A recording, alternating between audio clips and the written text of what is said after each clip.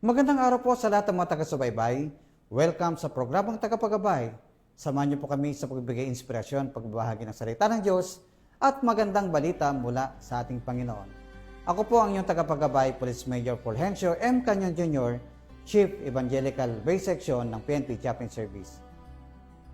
At alam niyo po, dumarating po sa atin yung mga pagkakataon na tayo po ay napapagod. Kapag ikaw ay napapagod, anong ginagawa mo? Well, ang payo po ng iba, kapag napapagod, physically, kinakailangan mo na magpahinga o kinakailangan mag-relax upang mapanumbalik ang lakas. Yung iba naman ay pinapayuhan na magbakasyon ka muna, mag-relax, mag-isip-isip, para pag-isipan mong maigi kung ano yung mga bagay na dapat mong gawin. May mga pagkakataon naman po sa ating buhay na kapag napapagod, minsan, nagkakaroon tayo ng maling desisyon sa buhay. Pagod ka na ba? Dahil sa lahat ng ginagawa mong pagsisikap, parang sa tingin mo, walang nangyayari. Nakikita po ninyo yung mga anak ninyo, araw-araw, sinasabihin ninyo na, anak, mag-aral kang mabuti para magkaroon ka na kayo ng magandang kinabukasan. Pero ang nakikita po naman ninyo, yung anak ninyo, panay ang laro ng ML, panay punta sa internet cafe, at hindi nyo nakikitang nagre-review. Parang minsan, parang ayaw ko na. At sasabihin na lang natin sa anak natin, anak, pag hindi ka nag-aaral ng maayos, tumigil na kayo sa pag-aaral. Dahil nakikita ko parang walang mangyayari sa inyong kinabukasan. Pagod ka na ba? Kapag dumating naman yung pagkakataon na trabaho ka ng trabaho at lahat ng ginagawa mo, walang pumapansin, walang nag-a-appreciate, hindi nga sinasabi, ang ganda naman ng pagtatanim mo. Ang ganda naman ng ginawa mong design sa ating garden. Ang ganda naman ng ginawa mo sa ating kwarto. Walang appreciation. Wala. So, titigil ka na ba na gawin yung mga gandang bagay na ginawa mo? Pagod ka na ba? Dahil ang tagal-tagal mo nang nagtatrabaho, ang tagal-tagal mo nang nagsisikap. Hanggang ngayon, hindi ka pa rin napopromote. Pagod ka na ba? Na lagi ka nagpapasensya, laging nagsasorry sa'yo, at sasabihin mo, paulit-ulit na lang itong pagsasorry nito. Parang suko na ako, ayaw ko na. So maraming mga bagay, no, na nag-uudyok sa atin na tumigil na, pagod na ako. Ayaw ko na, wala din namang mangyayari. At alam niyo po mga kababayan, mga kapatid, dapat matuto rin naman tayo. Alam niyo po sa mga bagay na nangyayari sa ating buhay, maraming gustong manalo, pero ayaw naman po nilang maghintay. Kaya nga, paulit-ulit narinig natin, patience is virtue. Sa ating pong talata na babasahin sa Galatia chapter 6 verse 9, sabi po, kaya't huwag tayong mapagod sa paggawa ng mabuti, sapagkat pagdating ng takdang panahon, tayo ay aani kung hindi tayo susuko. So maliwanag po na sinasabi po ng banal na kasulatan, huwag tayong mapagod. Alam niyo po yung pagtulong natin sa mga nangailangan, pagtulong sa mga kapatid nating nahihirapan, yun mga mabubuting bagay na ginagawa po natin. Ibig sabihin, hindi po tayo nagbibilang at hindi rin naman tayo naghihintay ng anumang kapalit. Pero alam niyo po, no, naalala ko po, meron po akong kakilala na pagkabata po nila, minor de edad pa lang, mga 8 to 9 years old, they are being forced labor, bata pa lang po. Kailangan nilang magtinda, kailangan tulungan yung nanay nila na magtinda para may makain. At nung siya po ay high school, mag-high school na, pumunta po ng Manila.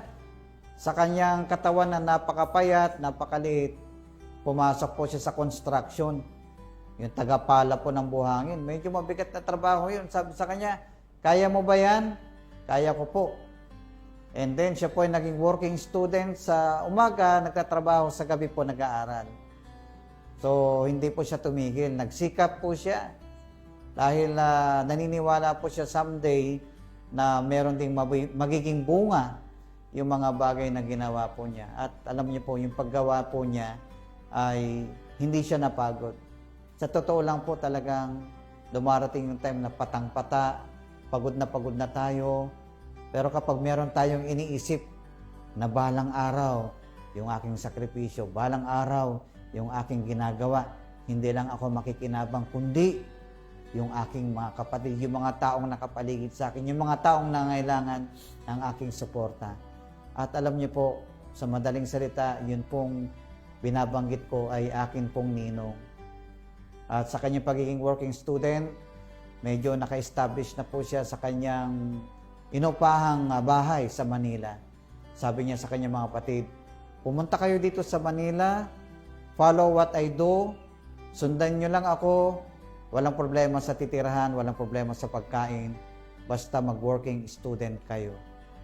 So, sinundan po yung kanyang footstep at yung kanyang po mga kapatid ay naging successful din at yung paghihirap na dinanas po nila nung siya po ay mga bata, nung sila ay mga bata, ay napalitan ng ginhawa.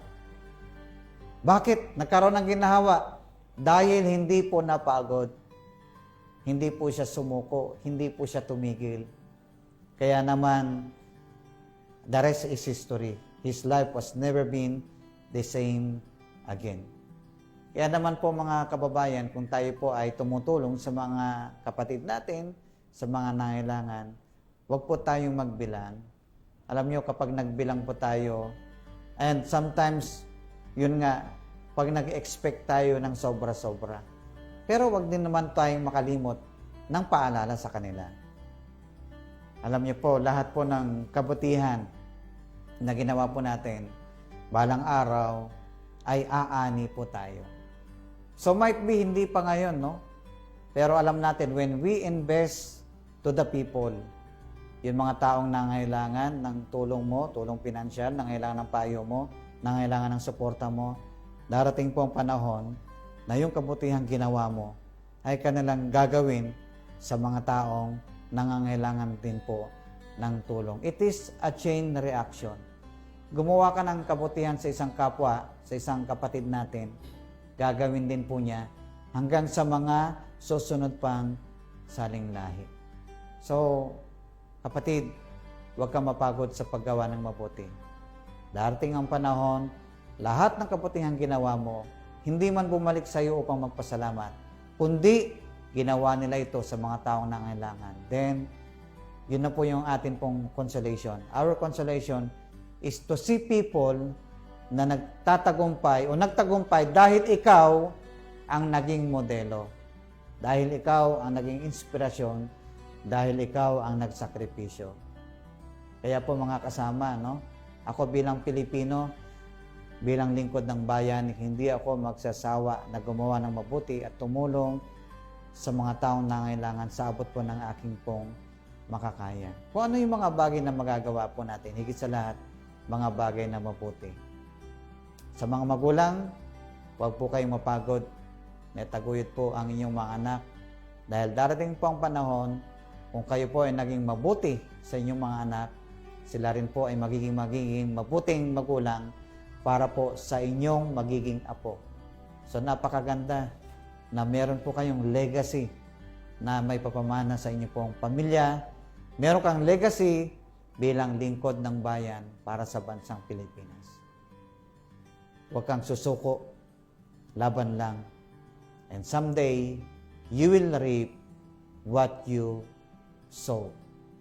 Ginagawa po natin ang paglilingkod ng tapat at mahusay, hindi lamang po para po sa ating sarili, hindi lamang po para po sa ating bansa, kundi sa susunod na henerasyon ng bansang Pilipinas. Tayo po'y manalangin. Dakilang Diyos, patuloy ko pong idinadalangin sa iyo ang aming po mga kababayan, ang mga OFWs na nasa ibayong dagat. Sila po ay nagtatrabaho doon, nagsasakripisyo para po sa kanilang pamilya. At dalangin ko po na huwag po silang mapagod upang may taguyod po ang kanilang pamilya. At pagdating ng panahon, pagbalik po nila sa bansang Pilipinas, sa aming bansa, ay maranasan din naman po nila ang kaginhawaan. At dalangin po namin, sa amin po, nakasalukuyan naglilingkod ngayon sa aming bansa. Nawa, tulungan mo po kami na huwag mapagod at magampanan po namin ang aming tungkulin para po sa aming bansa at para po sa aming mga kababayan. Gabayan mo po ang bansang Pilipinas. Gabayan mo po kami. Ito po aming dalangin sa iyong makapangyarihang pangalan. Amen. Maraming salamat po sa inyong pagsubaybay at abangan niyo po kami sa susunod na edisyon at pamamahagi ng salita ng Diyos. Muli, ito po ang inyong tagapagabay, Police Major Fulgencio M. Canyon Jr., Chief Evangelical Base Section ng PNP Chaplain Service. Lagi po nating tandaan, ang lahat na nagtitiwala sa Diyos, kailanman ay hindi mabibigo. God bless us all.